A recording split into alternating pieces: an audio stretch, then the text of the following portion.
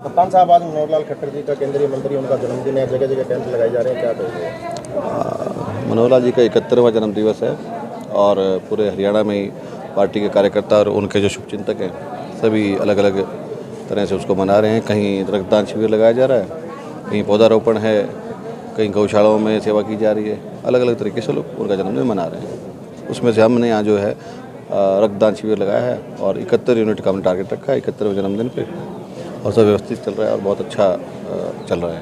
तो आप जो आपके साथी यहाँ पहुँचे हैं, क्या मैसेज आप दे रहे हैं? कुछ नहीं, उन्हीं के रास्ते पे चलो, ईमानदारी से चलो, जन सेवा करो, करप्शन से दूर रहो, और जो एक नई नीति आई है पिछले सालों में, जो मनोहर लाल जी की देन है, बिना खर्ची बिना पर्ची, उसका अनुसरण करो, पढ़ाई लिखाई करो, पढ़ोगे तो आप आगे बढ़ोगे। अपने क्षेत्र में तो लाइब्रेरियाँ काफ़ी हैं और सुधार भी हुआ है पिछले दिनों में।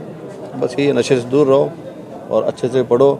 सिफारिश अब चल रही नहीं किसी की, इसलिए पढ़ाई करोगे तो आगे बढ़ोगे। कप्तान साहब, आपको ओलंपिक हरियाणा का प्रधान बनाया गया है, क्या आपकी प्राथमिकताएं हैं? क्या आपको कमियां नजर आए हैं? क्या सुधार लोग देखने को मिलेगा आने वाले समय में? सुधार आपको देखने को मिल रहा है। आपके चोपटा ब्लॉक में सबसे ज़्यादा नर्सरी आई हैं। छोटा सा गांव है रायपुर, उस गांव में 2 नर्सरी आई हैं। जमाल में 3 नर्सरी हैं। इस तरह से टोटल 9 नर्सरी हमारे पास आई हैं। ये सुधार ही है, आज से पहले ऐसा नहीं हो पाता था।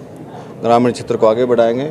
जिस ग्रामीण के पास में पैसे का अभाव है, सुविधा का अभाव है, उसको सुविधाएं उपलब्ध करवाना और निष्पक्ष तरीके से उसका चुनाव हो, सिफारिश ना चले, और जो 100 कार्ड लोग हैं, जो बड़े लोग हैं जिनकी चलती है, उनको भी मौका मिले, पर जिनकी नहीं चलती है उनको भी मौका मिले, ऐसा प्रयास करेंगे। इससे पहले कुछ विवाद रहते थे, खिलाड़ियों की शिकायतें रहते थे, इसको लेकर के कोई आपको? विवाद रहते थे, चलो पुरानी बातें हैं, पुरानी बातों को छेड़ना अच्छा नहीं होता, क्योंकि विवादों का कहीं ना कहीं संबंध इलाहाबाद हल्के से भी है। तो मैं चाहता नहीं कि मैं उस बारे में कोई बात करूं। आगे सब कुछ ठीक चलेगा, मैं ऐसा कहना चाहता हूं। हरियाणा ओलंपिक स्टेट जो उसकी बनाई गई है, उसकी तारीख अभी फाइनल नहीं है, उसकी कितनी तैयारियां कर ली गई है? हरियाणा गेम्स हरियाणा गेम्स 14-15 साल से नहीं हो पा रहे हैं यहाँ।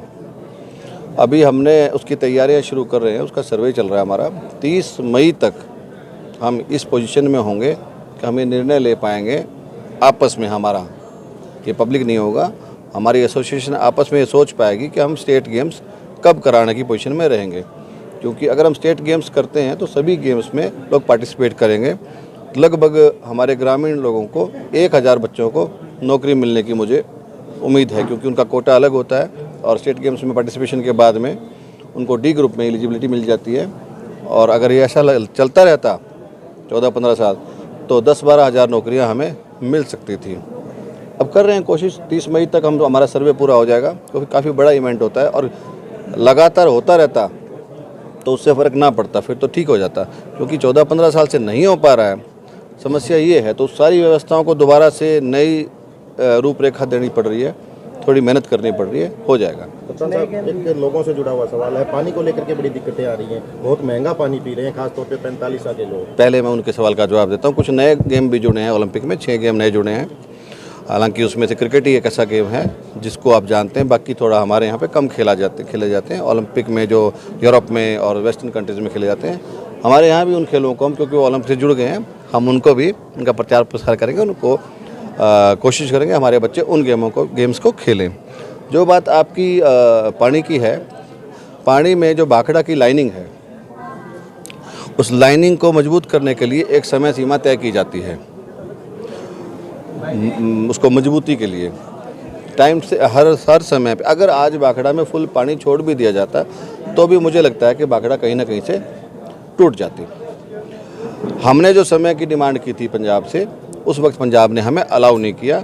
हम इसको रिपेयर करना चाहते थे हमारे एरिया को, ताकि वो पानी जब बंद किया जाता है उसमें बंदी होती है 1 महीने की, हर साल आती थी। वैसे पिछली बार भी हमें समय के सही समय नहीं दिया गया उन्होंने रिपेयर का, इस बार भी उन्होंने हमें आगे पीछे कर दिया, जिस वजह से हम सही समय पे उसकी रिपेयर नहीं कर पाए। रिपेयर हर साल होती है, पिछले साल भी 1 महीना बंदी हुई थी, आप जानते हैं, उससे पिछले साल भी हुई थी।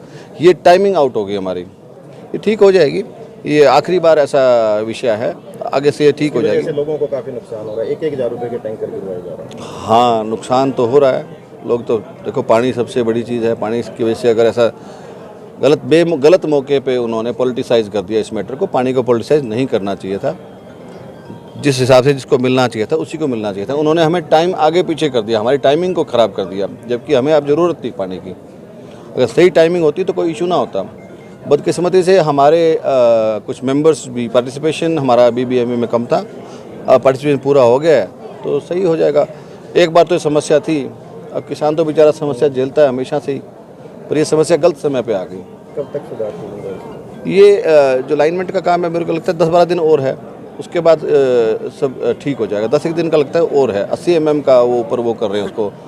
ये अक्सर होता है, राज कनाल में भी होता है, लेकिन राजस्थान कनाल वाले जो लोग हैं थोड़ा व्यवस्थित कर लेते हैं, वो टुकड़ों में बांट लेते हैं। और जो जैसे उदाहरण के तौर पे 10-20 किलोमीटर या 100 किलोमीटर की उन्होंने ठीक करनी है तो 2-2 किलोमीटर के पैच 50 ठेकेदारों को दे देते हैं, अलग अलग डिवाइड कर देते हैं, तो काम थोड़ा तेज़ी से हो जाता है। बुर्जी वाइज बांट लेते हैं।